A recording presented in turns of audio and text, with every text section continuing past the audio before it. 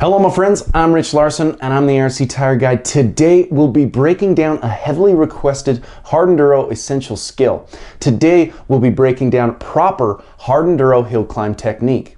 The skill of hill climb is something you use more and more as you advance in Hard Enduro. The deeper into the mountains you get, the steeper and more essential each climb becomes.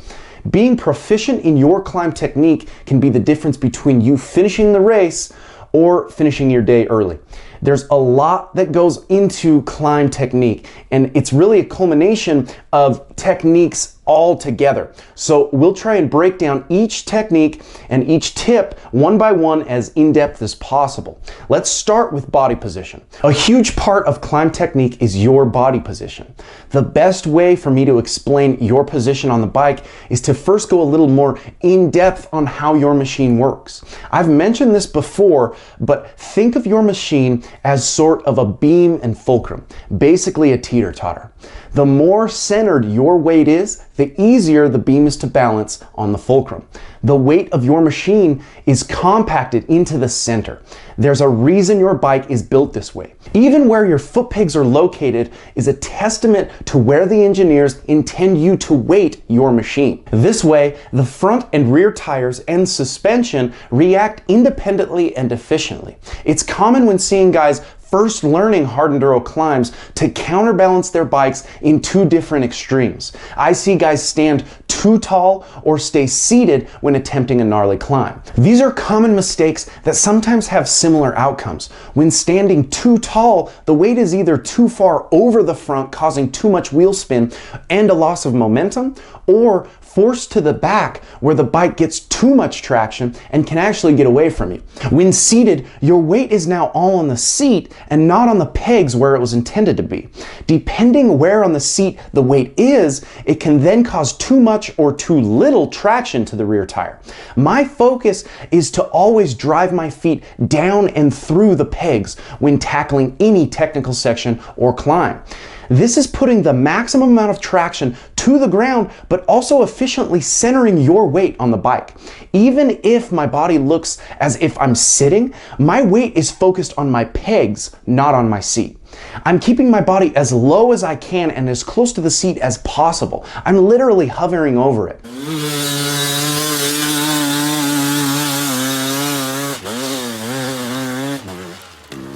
The steeper the hill gets, the more I'm driving my feet through the pegs. I try and stay in a tack position with a straight back and hinged hips, but now I'm bringing my knees and upper body forward to counteract the steepness, but still keeping that center of gravity as low as possible. Now, moving on to throttle and clutch control, each situation calls for different approaches. The goal is to find that line between wheel spin and hookup. Most of the time, erring on the side of more RPM will set you up better for each climb.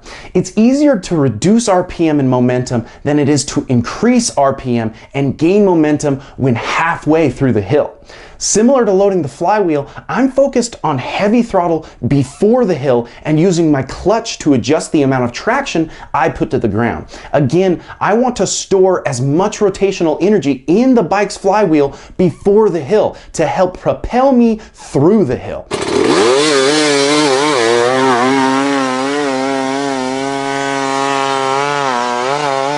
If you haven't seen our in-depth breakdown on loading the flywheel, make sure to check that out as well to help you master this climb technique. The link is in our description. Now, listen to the difference between these two climbs.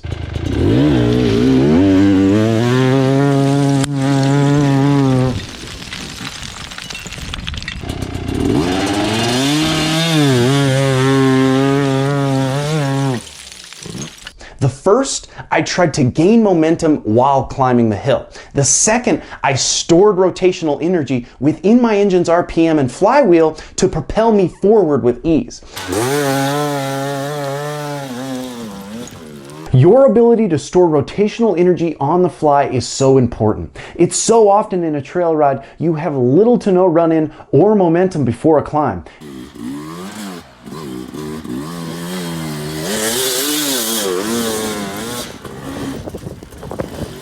Being able to quickly store the energy before the situation gets too steep is a sure way to conquer those technical climbs. A great way to keep this in your mind is focus on covering the clutch at all times. Your throttle hand should be smooth and steady, while your clutch is really the decider of where your RPMs are. During a climb, I'm constantly slipping my clutch and adjusting my RPMs in response to how much traction is being put to the ground by my rear tire. If I'm getting too much hookup and my front tire starts coming up, which is a common seen problem, I don't let off the throttle. I slip the clutch in and up the RPMs to get the wheel back to that sweet spot of spinning and traction. It's a fine dance of first learning where that sweet spot of wheel spin is, then mastering how to keep it there. Mastering your throttle and clutch control, understanding your RPMs and wheel spin, as well as getting that body position to efficiently react to your machine, all those paired with an M5B Evo rear tire, and you're sure to master all those hard enduro climbs. Before we go on, I want to put a call out to our IRC Hillclimb athletes. Being we make the M5B Evo, which you may or may not know is one of the winningest hill climb tires of all time, we have the best hill climbers riding for us.